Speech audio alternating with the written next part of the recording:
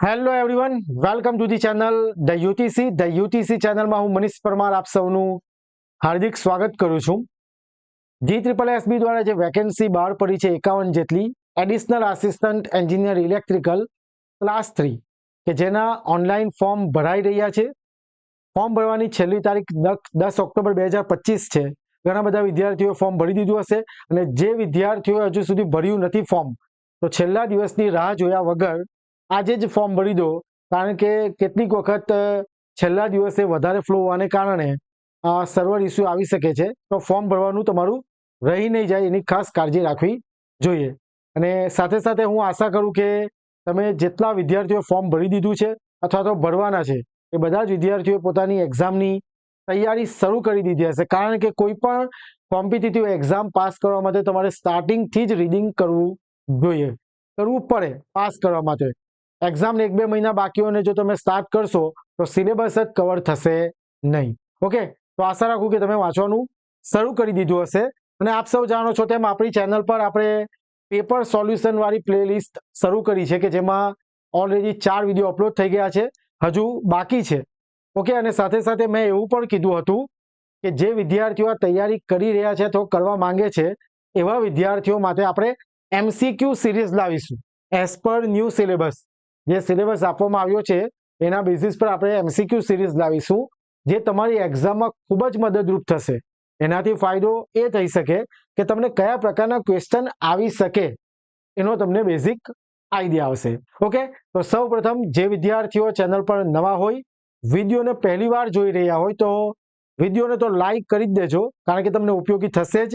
Channel subscribe કરજો, bell icon પણ press કરી દેજો, કારણ કે જ્યાં સુધી additional assistant engineer electrical class 3 advertisement number GSSB 2025-26-362 ની એક્ઝામ કન્ડક્ટ નહીં થાય ત્યાં સુધી આપણે દરેક પ્રકારની અપડેટ તેમજ આ પ્રકારના MCQ સિરીઝ વિડીયો આ ચેનલ પર લાવતા રહીશું. ઓકે, તો વિડીયોને સ્ટાર્ટ કરીએ. તો જોઈ શકો કે પરીક્ષા માટે ઉપયોગી MCQ સિરીઝ કે જેની અંદર આપણે સિલેબસની વિશે તો ડિસ્કસ કરી દીધી છે. ઓકે, જ્યારથી એડવર્ટાઇઝમેન્ટ આવી છે બધી જ ડિટેલ આપતો વિડીયો આપણે અપલોડ કરેલો જ છે ને તમે જોયો જ હશે. એની અંદર સિલેબસ વિશે પણ આપણે ડિસ્કશન કરેલું હતું. હવે અહીંયા આપણો પહેલો જે સિલેબસ છે, introduction to electrical generation system. Okay, જેના 10 ક્વેશ્ચન છે અને 10 માર્ક છે. જે પાવર સિસ્ટમનો પાર્ટ છે કે જેમાં ડિફરન્ટ પાવર પ્લાન્ટ છે. Okay, economics of power generation, interconnected power system, A topic આપેલા છે. ઓકે, તો એના બેઝિસ પર આજે આપણે MCQ સ્ટાર્ટ કરીશું. ઓકે, ચાલો તો જોઈએ. એ પહેલા જે વિદ્યાર્થીઓ આ એક્ઝામની તૈયારી કરે છે અને ધ યુટીસી સાથે પ્રિપેરેશન કરવા માંગે છે એવા વિદ્યાર્થીઓ માટે ધ યુટીસી એપ્લિકેશન પર અર્જુન બેચ છે કે જેમાં પાર્ટ એ અને પાર્ટ બી ની સંપૂર્ણ તૈયારી 4999 પાર્ટ બી ની તૈયારી 3999 કરાવી દેવામાં આવશે.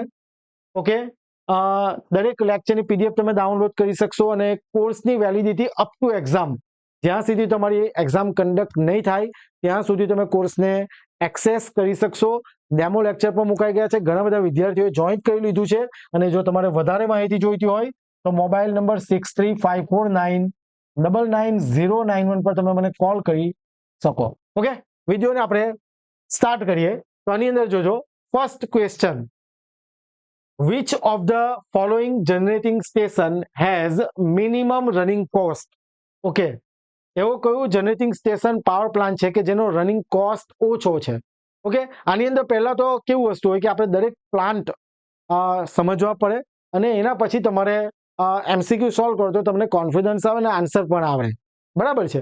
તો અહીંયા આપણે MCQ સિરીઝ સ્ટાર્ટ કરી છે તો હું સમજાવતો પણ જઈશ કે જેથી તમારું બેઝિક પણ ક્લિયર થાય. Which of the following generating station has minimum running cost? Okay, ચાલો તમને 4 ઓપ્શન આપેલા છે: nuclear power plant, hydro power plant, thermal power plant, diesel power plant. Okay, તો આની અંદર આન્સર આવશે option B, hydro power plant. Okay, હવે hydro power પ્લાન્ટની આપણે વાત કરીએ તો સિમ્પલ છે કે હાઇડ્રો પાવર પ્લાન્ટમાં જે ઇલેક્ટ્રિસિટી જનરેટ થાય છે તો એ કઈ રીતના થાય છે કે જે ડેમ બનાવવામાં આવે, પાણી રોકવામાં આવે એકદમ મોટા જથ્થામાં.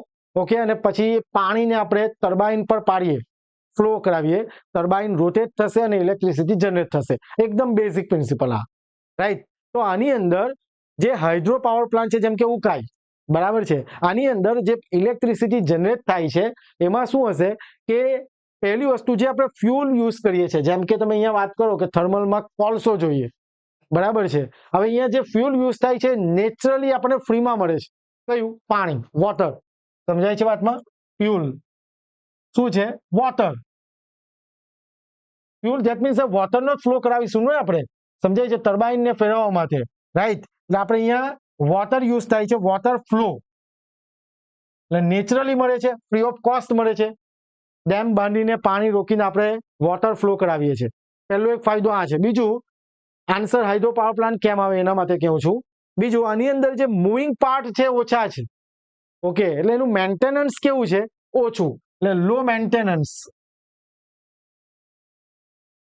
સમજાય છે? રનિંગ કોસ્ટ એટલે શું કે પાવર જનરેટ કરવા વખતનો સમયની વાત કરીએ છીએ, જે ખર્ચો થાય છે તે.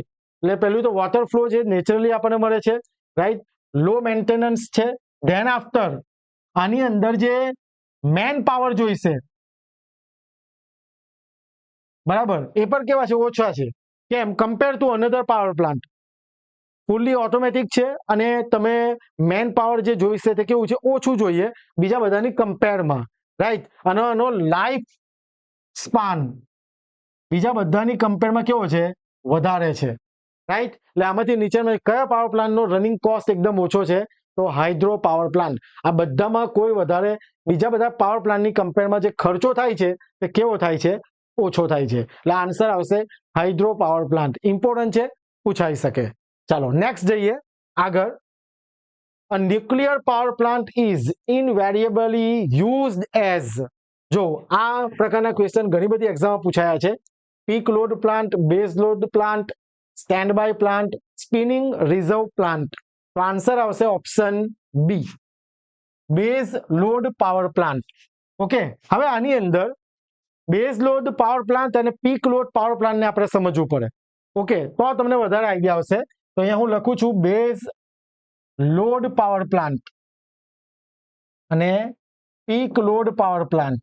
રેડ કલર દેખાય છે ને કમ્પ્લીટ બધાને? ઓકે, ચાલો. Base load power plant and peak load power plant. જરા જોજો, આખી ડેફિનેશન નથી લખતો કારણ કે પૂછાતા ક્વેશ્ચન છે, એટલે બેઝિક વસ્તુ જ લખું છું. બેઝ લોડ પાવર પ્લાન્ટ એટલે શું? જે પાવર પ્લાન્ટ કોન્સ્ટન્ટ, સમજો વાતમાં, કોન્સ્ટન્ટ અને ઇન વેરિંગ ઇલેક્ટ્રિસિટી ડિમાન્ડને સેટિસ્ફાય કરે. સમજાય છે વાતમાં? આખા દિવસ દરમિયાન જે ઇલેક્ટ્રિસિટીની ડિમાન્ડ છે એ કેવી છે? કોન્સ્ટન્ટ જોઈએ છે. આપણે ડિમાન્ડ જે છે ઇલેક્ટ્રિસિટીની કેવી જોઈએ છે? કોન્સ્ટન્ટ અને ઇન વેરિંગ, કોઈ બદલાવી જોઈએ નહીં. એવા જે પાવર પ્લાન્ટો કયા હોય? Base load power plant. કયા કયા? જેમ કે nuclear power plant, hydro power plant. સમજાય છે? આ બધા કયા પાવર પ્લાન્ટ છે? Base load power plant. સમજાય છે વાતમાં? Constant in varying electricity demand, આવું લખી દઉં છું આટલે. ઇલેક્ટ્રિસિટી ડિમાન્ડ સેટિસ્ફાય કરે. સમજાય છે વાતમાં? જ્યારે પીક લોડ પાવર પ્લાન્ટ એટલે શું? જ્યારે પીક અવર્સ હોય. પીક અવર, પીક અવર્સ એટલે શું? ઇવનિંગ, સાંજના સમયે જ્યારે ઇલેક્ટ્રિસિટીની ડિમાન્ડ અચાનક શું થાય? વધી જાય. સમજાય છે વાતમાં? હાઈ ડિમાન્ડ અથવા તો પીક ડિમાન્ડ લખી દઈએ. Of electricity. સમજો વાતમાં, કારણ કે ગમે તે રીતે ક્વેશ્ચન પૂછાઈ શકે. ઓકે, એટલે કે પીક અવર્સ એટલે કે સાંજનો સમય કે જ્યારે ઇલેક્ટ્રિસિટીની ડિમાન્ડ કેવી? વધી જાય છે. એવા સમયે જે લોડ ડિમાન્ડ સેટિસ્ફાય કરે એવા પાવર પ્લાન્ટને આપણે કયો પાવર પ્લાન્ટ કહીશું? Peak load power plant. આ કોન્સ્ટન્ટ અને ઇન વેરિંગ પાવર પ્લાન્ટ કેવાશે? એ ઇલેક્ટ્રિસિટી ડિમાન્ડ આપશે, સેટિસ્ફાય કરશે. અને પીક લોડ પાવર પ્લાન્ટ કેવી હશે? કે પીક ટાઈમમાં, જેમ કે સાંજનો સમય, તે સમયે જે ઇલેક્ટ્રિસિટી ડિમાન્ડ સેટિસ્ફાય કરે એવા પાવર પ્લાન્ટને કયું કહીશું? Peak load power plant. અને એના એક્ઝામ્પલ જે છે, એક્ઝામ્પલ કયા કયા? તો જેમ કે gas power plant, diesel power plant, બરાબર, pump storage, pump storage power plant. આ બધા કયા પાવર પ્લાન્ટ છે? Peak load power plant. સમજાય છે વાતમાં? જે જ્યારે ઇલેક્ટ્રિસિટી ડિમાન્ડ હાઈ હોય ત્યારે તમે યુઝ કરી શકો. તો આનો આન્સર આવશે બેઝ લોડ પાવર પ્લાન્ટ. આ બધી વસ્તુ નોટ ડાઉન પર કરતા રહેજો કે જેથી તમને ખ્યાલ આવે. તમે નોટ્સ બનાવતા હોય તો તમને રિવિઝન કરતી વખતે કામ આવે, કારણ કે પૂછાયેલા ક્વેશ્ચન છે, આ તો પૂછાઈ શકે, ઇમ્પોર્ટન્ટ પણ છે. બરાબર છે. ચાલો નેક્સ્ટ જઈએ. High load factor indicates. જો પહેલી વસ્તુ તો લોડ ફેક્ટર નું formula average demand upon maximum demand. બરાબર છે. Average demand upon maximum demand, જેને આપણે લોડ ફેક્ટર તરીકે ડિફાઇન કરીએ છીએ. હવે હાઈ લોડ ફેક્ટર શું ઇન્ડિકેટ કરે? 4 ઓપ્શન છે. કોસ્ટ ઓફ જનરેશન પર unit power is increased, total plant capacity is utilized for most of the time, total plant capacity is not properly utilized for the most of the time, and none of the above. Okay, ચાલો આની અંદર પહેલા તો હું લખી દઉં છું load factor નું ફોર્મ્યુલા શું? Average demand upon maximum demand. Okay, જો હાઈ લોડ ફેક્ટર હોય, આપણને શું કીધું છે? હાઈ લોડ ફેક્ટર શું ઇન્ડિકેટ કરે? તો હાઈ લોડ ફેક્ટર શું ઇન્ડિકેટ કરશે કે પાવર પ્લાન્ટ એની મેક્સિમમ કેપેસિટીની ક્લોઝલી કેટલો ઓપરેટ થઈ રહ્યો છે આખા દિવસ દરમિયાન, ને એ શું કરશે? Effective efficient utilization of power plant. સમજાય છે વાતમાં કે જેટલો લોડ ફેક્ટર વધારે હશે એટલું યુટિલાઇઝેશન છે પાવર પ્લાન્ટનું તો કેવું હોય? સારું હોય. હાઈ લોડ ફેક્ટર આ વસ્તુ ડિસાઇડ કરશે. Option B, total plant capacity is utilize for most of the time. સમજાય છે વાતમાં? આ મોસ્ટ ઓફ ધી ટાઈમ જો હાઈ લોડ ફેક્ટર હોય તો આખો પાવર પ્લાન્ટ જે ઓપરેટ થાય છે તે ક્લોઝલી મેક્સિમમ કેપેસિટી પર most of the time utilize થશે. એ હાઈ લોડ ફેક્ટર ઇન્ડિકેટ કરશે. Right answer is option B, total plant capacity is utilized for most of the time. ચાલો, a load curve indicates. આ બધી વસ્તુ જનરેશનનો જ part છે. બરાબર, આપણે એટલા માટે જ મેં તમને કીધું કે એઝ પર સિલેબસ આપણે એમસીક્યુ કરાવીશું.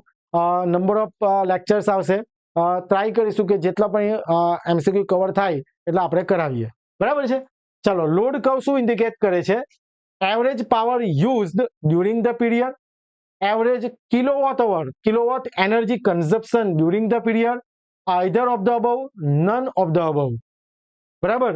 ચાલો, જે લોડ કર્વ છે ને, graphical representation off load demand in kilowatt or megawatt upon with respect to time. સમજાય છે વાતમાં? કિલોવોટ ઇન્ટુ અવર એ શું રિપ્રેઝન્ટ કરશે?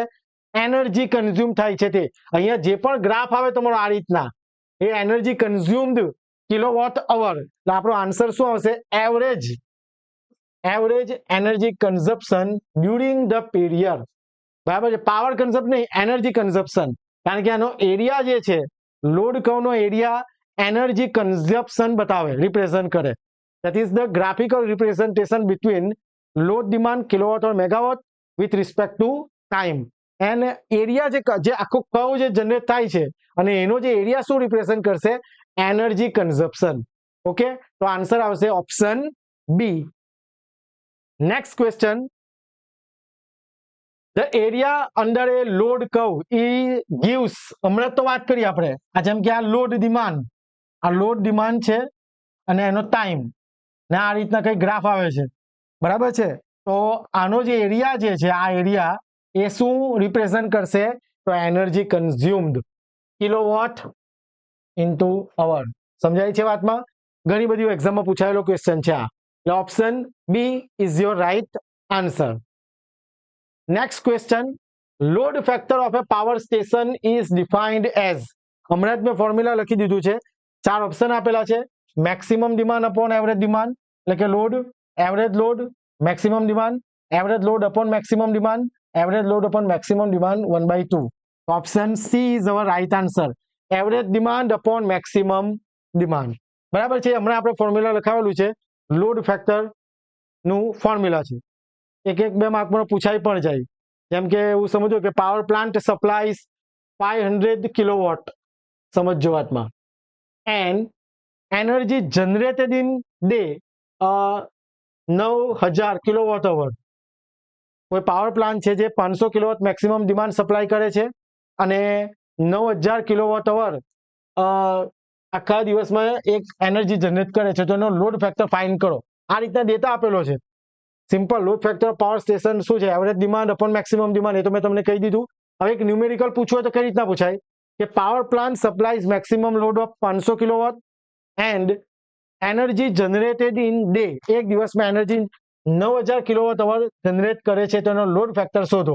હવે લોડ ફેક્ટરનું ફોર્મ્યુલા શું? Average demand upon maximum demand. Maximum demand તો છે તમારી પાસે કેટલી? 500 કિલોવોટ. આખી રકમ નથી લખતો, તમારે લખી લેવાનું. બરાબર છે? 500 કિલોવોટ મેક્સિમમ ડિમાન્ડ છે એટલે આપણે average demand upon maximum demand. Maximum demand તો આવી ગઈ પણ એવરેજ ડિમાન્ડ તો શોધવાની ને આપણે શું શોધીએ?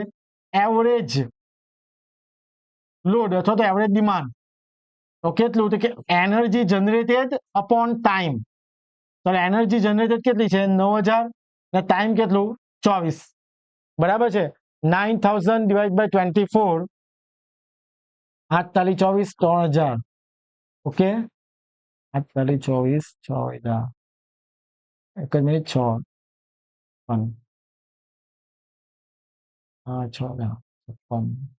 ઓકે 375. બરાબર. એવરેજ લોડ કેટલો? 375. હવે આપણે લોડ ફેક્ટર ફાઇન્ડ કરવું હોય તો લોડ ફેક્ટરનું ફોર્મ્યુલા શું છે? એવરેજ ડિમાન્ડ આપણે કેટલી ફાઇન્ડ કરી? 375. અને મેક્સિમમ ડિમાન્ડ કેટલી છે? 500 કિલોવોટ. કેટલા? 0.75. જો તમે કેલ્ક્યુલેટ કરશો તો સમજાય છે વાતમાં? હા, 0.75. આ રીતના એમસીક્યુ પૂછાઈ શકે. આ તમને ખાલી જસ્ટ બતાવ્યું મેં કે આ રીતનું પૂછાઈ શકે, કારણ કે આ તો સિમ્પલ ફોર્મ્યુલા થઈ ગયું કે લોડ ફેક્ટર એટલે શું? તો average demand upon maximum demand. બરાબર. પણ ન્યુમેરિકલ પૂછવું હોય તો આ રીતના તમને ડેટા આપેલો હોય તો તમારે એવરેજ લોડ શોધવું પડે અને પછી લોડ ફેક્ટર શોધવું પડે. ઓકે, ચાલો નેક્સ્ટ જઈએ. Diversity factor is always GPSC exam, GSSB, railway, SSC, JEE આ બધામાં આ એમસીક્યુ પૂછાઈ ગયો છે કે diversity factor is always more than unity, એટલે કે ગ્રેટર ધેન 1. બરાબર છે? હવે ડાયવર્સિટી ફેક્ટર નું formula sum of individual maximum demand upon maximum demand. સમજાય છે વાતમાં? આ ફોર્મ્યુલા છે, લખી લેજો. Sum of individual maximum demand upon maximum demand, that is diversity factor. Okay, અને એ હંમેશા ગ્રેટર ધેન 1 ન જ હોય. બરાબર છે? ઓકે, ચાલો. તો મોસ્ટ ઇમ્પોર્ટન્ટ ક્વેશ્ચન છે આ, ખાસ નોટ ડાઉન કરજો. પૂછાઈ ગયેલા, ઘણી બધી એક્ઝામ પૂછાઈ ચૂક્યો છે આ ક્વેશ્ચન. ચાલો next question. In hydro electric power plant 4 option આપેલા છે. Operating cost is law and initial cost is high. Operating cost is high, initial cost is low. Both operating cost as well as initial cost are high. Both operating cost as well as initial cost are low. હવે મેં તમને હમણાં જ વાત કરી કે આપણો running cost, જે ઓપરેટિંગ કોસ્ટ છે તે કેવો છે? લો. હાઇડ્રો ઇલેક્ટ્રિક જે પાવર પ્લાન્ટ છે તેને જ્યારે કન્સ્ટ્રક્ટ કરીએ તો ઘણો બધો ખર્ચો થાય. ડેમ બનાવવાનું, આટલું પાણી રોકવાનું, એવું કન્સ્ટ્રક્શન કરવાનું. એટલે એનો જે ઇનિશિયલ કોસ્ટ છે, જે શરૂઆતનો જે કોસ્ટ છે, જે ખર્ચો છે, કેવો હોય? હાઈ હોય. એનો ઓપરેટિંગ કોસ્ટ કેવો છે? લો છે કમ્પેર ટુ અધર. એટલે option A is right answer. Operating cost is low and initial cost is high. સમજાય છે વાતમાં? ચાલો next question. Location of a surge tank in an hydroelectric power station is near. 4 option: turbine, tail race, reservoir, dam. આ પણ ઘણી બધી exam પૂછાયેલો છે question. Okay, હવે આના માટે તમને હાઇડ્રો ઇલેક્ટ્રિક પાવર પ્લાન્ટનું કન્સ્ટ્રક્શન ખ્યાલ હોવું જોઈએ. તો હું તમને થોડું બતાવી દઉં છું. જો આ રીતનું, જેમ કે આ રિઝર્વોયર છે, બરાબર છે, જે પાણીનો સંગ્રહ કરવામાં આવે, પછી પાણી અહીંયા જશે, ટર્બાઇન ફરશે અને ઇલેક્ટ્રિસિટી જનરેટ થાય. ને આ શું છે? સર્જ ટેન્ક છે, રાઈટ? તો surge tank near to turbine. Answer શું આવશે? જે સર્જ ટેન્ક છે, location of surge tank in an hydroelectric power station is near to turbine. Option A is right answer. બરાબર છે? હવે જોજો આની અંદર આ કન્સ્ટ્રક્શન જરા ધ્યાનમાં રાખજો. બરાબર છે? આ સર્જ ટેન્ક છે, આ ટર્બાઇન અને પેનસ્ટોક કહેવાય, જે પાણી અહીંયા ફ્લો કરાવશે. ઓકે, ટર્બાઇનની બ્લેડ પર ફ્લો કરાવે તો ટર્બાઇન ફરે અને ઇલેક્ટ્રિસિટી જનરેટ થાય. રાઈટ? ચાલો next question, the function of surge tank is to. તો સર્જ ટેન્ક જે યુઝ થાય છે હાઇડ્રો ઇલેક્ટ્રિક પાવર પ્લાન્ટમાં, એનું ફંક્શન શું છે? Option A, supply water at constant pressure, relieve water hammer pressure in the penstock pipe, produce surge in the pipeline, none of the above. ચાલો હવે અહીંયા ક્વેશ્ચન છે કે સર્જ ટેન્કનું ફંક્શન શું છે? તો અહીંયા જો મેં તમને કીધું કે surge tank place near to the turbine. Why? શાના માટે? તો સિમ્પલ વસ્તુ છે કે અહીંયા ગાડી સ્ટોર્ડ, જેમ કે પોટેન્શિયલ એનર્જી, પાણી જે સંગ્રહ થાય છે એકદમ વધારે માત્રામાં, એ પોટેન્શિયલ એનર્જી અને સ્થિતિ ઉર્જા કહીએ, સ્ટોર થાય છે. એટલે જેવું આપણે અહીંયાથી ડેમ ઓપન કરીશું, ડોર ખોલીશું, દરવાજા ખોલીએ એટલે પાણી આ રીતના આવશે, એકદમ ફ્લોમાં આવે. હવે આ પાણી જે ફ્લોમાં આવે છે ડાયરેક્ટ જો તમે ટર્બાઇન બ્લેડ પર પાડશો તો ટર્બાઇન બ્લેડને શું થાય? નુકસાન થાય. અને વોટર હેમર કહેવાય. સમજાય છે વાતમાં? આ રીતના બેઠું આવે તો બ્લેડ શું થાય? તૂટી શકે, નુકસાન થઈ શકે. તો એ વોટર હેમરને રિડ્યુસ કોણ કરશે? Surge tank. અહીંયા ગાડી જે વોટર હેમરનું જે પ્રેશર છે તેને રિડ્યુસ કરીને પછી અહીંયા પેનસ્ટોક મારફતે અહીંયા ગાડી શું કરશે? ટર્બાઇન બ્લેડ પર ફ્લો કરાવશે. સમજાય છે વાતમાં? તો સર્જ ટેન્કનું મેઇન કામ શું છે? વોટર હેમરને પ્રિવેન્ટ કરવાનું, રાઈટ? કે જેથી ટર્બાઇન બ્લેડ છે તે કેવા રહે? સેફ રહે. તો જો relieve water hammer pressure in the penstock pipe. બરાબર? જે વોટર પ્રેશર જો હેમર છે, જે પ્રેશર છે તેને શું કરે? રિડ્યુસ કરે પેનસ્ટોક થી, એટલે જે વોટર જશે બ્લેડ પર ઇઝીલી ફ્લો થઈ શકે. ઓકે, તો શું આવશે? Option B, relieve water hammer pressure in the penstock pipe. Okay, તો આજે આપણો ફર્સ્ટ એમસીક્યુ સિરીઝનો વિડીયો છે.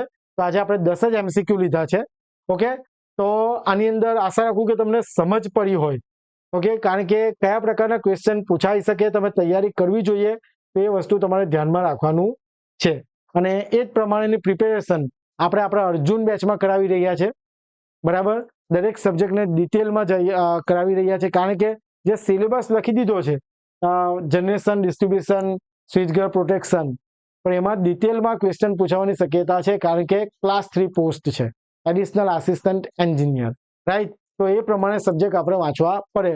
તો એ જ રીતે અર્જુન બેચમાં દરેક સબ્જેક્ટની પ્રિપેરેશન કરવામાં આવશે. જો તમારે કોર્સને એનરોલ કરવો હોય તો એપ્લિકેશનની લિંક ડિસ્ક્રિપ્શનમાં છે, ત્યાંથી તમે એપ્લિકેશનને ઇન્સ્ટોલ કરો, રજીસ્ટર કરો અને કોર્સને એનરોલ કરી શકો. અને જો વધારે માહિતી જોઈતી હોય તો મોબાઈલ નંબર 6354999091 પર તમે મને કોલ કરી શકો. ઓકે, તો વિડીયો તમને મદદરૂપ થયો હોય તમારી તૈયારીમાં તો વિડીયોને લાઈક કરી દેજો અને ચેનલ સાથે જોડાયેલા રહેજો. તો મળીએ એમસીક્યુ સિરીઝના નેક્સ્ટ વિડીયોમાં. ત્યાં સુધી બધા કમ્પ્લીટ વાંચતા રહેજો. Thank you very much. જય હિન્દ, જય ભારત.